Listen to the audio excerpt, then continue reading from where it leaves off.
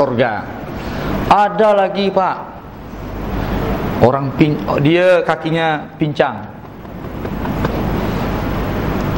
dia nak pergi berjihad karena Nabi menjanjikan surga. Wah. Terus kata anak dia yang sudah besar-besar, tak boleh Bapak, kami ada 3 orang yang sudah yang telah pergi berjihad. Bapak tak boleh. Bapak ini marah sama anaknya. Kenapa tak boleh? Ya kan sudah Bapak ada uzur. Bukan masalah uzurnya, saya ingin surga. Saya ingin surganya. Terus si bapak ini pergi diikuti di belakang kafilah. Dia jalan di belakang. Setelah orang turun, dia pergi ke Rasulullah. Setelah dah sampai itu, dia cari Rasulullah. Ada Rasulullah. Saya ngadu kepada Rasulullah. Ya Rasulullah, begini-begini kata anakku, dia halangi saya ingin masuk surga, dia menghalanginya. Bagaimana Rasulullah? Bolehkah saya menginjak surga dengan kaki yang pincang ni ya Rasulullah? Dijawab, boleh. Ya Rasulullah, bukankah jarak saya dengan surga hanya dari tempat berdiri ini sampai ke medan ini?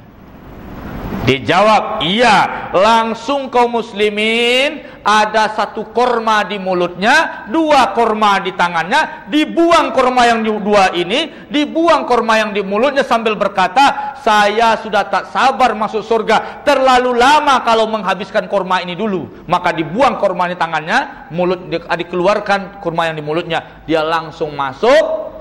Fasyahida wa ghafarallah wa rahimahullah, dia syahid. Begitu semangatnya ya.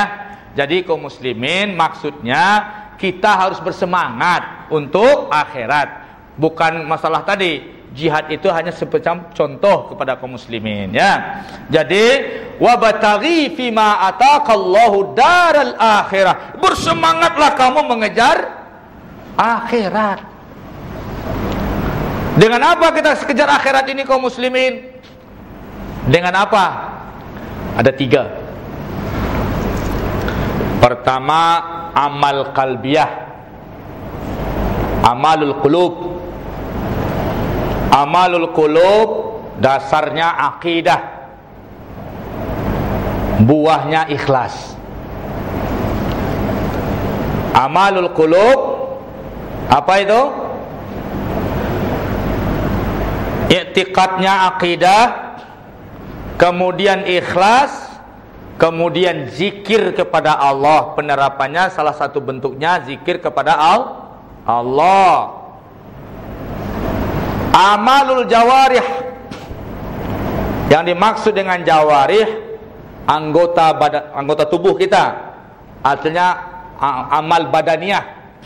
Apa itu? Salat, haji, salat fardu, salat sunat, salat tahajud, salat duha, termasuk amal lidahnya, zikirnya. Kemudian matanya, banyak melihat baca Al-Quran, pergunakan untuk baca Al-Quran, lidah dan mata, seluruh tubuh, seluruh amal-amal soleh yang melibatkan batang tubuh, itu yang disebut dengan amal jawarih. Yang ketiga, amalul amwal, al-fulus, zakat, sedekah, infak. Ini dia amal qulub. Alhamdulillah. Gimana amal qulub? Alhamdulillah, saya ini orangnya ikhlas saja Ustaz. Saya tidak punya dendam sama orang, saya tidak punya amradul qulub, tidak punya hasad, dengki. Saya sedang sama semua orang, saya terima siapa saja dengan hati saya.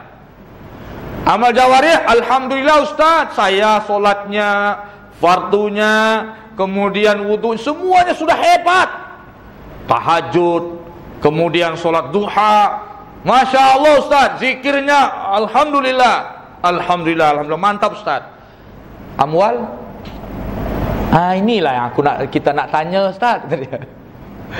Zakat wajibkah? Ustaz, kalau kita sudah bayar zakat, kan sudah selesai kewajiban kita Ustaz. Gimana? Tahu nggak kaum muslimin, kenapa ayat Al-Quran yang maknanya zakat ditakbir dengan kalimat sedekah.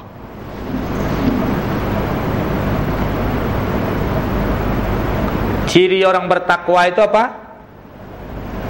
Lihat dalam surat Al-Baqarah yang pertama sekali. Nih, dekat. Zalikal kitabu la raiba fihi hudal lil muttaqin. Siapa al-muttaqin? Allazina yu'minuna bil ghaibi wa yuqimuna shalah wa mimma razaqnahum yunfikun. Ketiga-tiganya dalam ayat ini. Yu'minuna itu dengan apa? Beriman dengan apa? Dengan hati. Allazina yu'minuna bil ghaibi, yang bertauhid secara rububiyah dengan hatinya, punya keyakinan. Wa yuqimuna shalah, mendirikan salat dengan apa? Dengan badan. Jadi satu amal qulub, kedua amal badaniyah. Wa yuqimuna sholata wa mimma razaqnahum yunfikun, dan dengan harta mereka menginfakkan di jalan Allah. Kenapa tidak dipakai dengan harta mereka dibayar zakat? Tapi kalimat di sini yunfikun lebih luas daripada zakat, termasuk zakat. Jadi di sini ada 3 contoh ibadah. Pertama, ibadah hati, yu'minuna bil ghaibi. Apa itu bil ghaibi? Allah, malaikat, dan hari akhir. Apa itu? Yu'minuna bil ghaibi, apa maksudnya? Allah, malaikat, dan hari akhir. Wa yuqimuna shalah, dan mendirikan salat. Allah hebat lagi. Ini Quran. Ini Quran. Jika kita paham Al-Quran, kita betul-betul cinta kepada Al-Quran, kita tidak akan pernah hilangkan Al-Quran ini, kaum muslimin. Contohnya apa? Balaghatul kalam wa tartibul ma'na. Ini contoh mukjizat Al-Quran. Didahulukan kalimat yu'minuna bil ghaibi daripada kalimat yuqimuna shalah, daripada kalimat wa mimma razaqnahum yunfikun. Disusun. Yu'minuna bil ghaibi, hati. Kalau seandainya untuk melakukan amal soleh ini, mana yang dulu hati daripada badan? Hah? Ada orang salat tanpa iman. Ada orang salat tanpa beriman kepada Allah. Ada orang berinfak tanpa iman kepada Allah.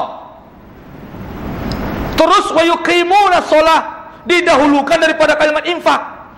Mendirikan dengan salat dengan badaniyah. Ada. Artinya apa? Karena badaniyah itu lebih dahulu daripada harta. Bisa tak harta ini ada tanpa badaniyah? Hah? Harta tak punya, ada. Badaniyah dulu.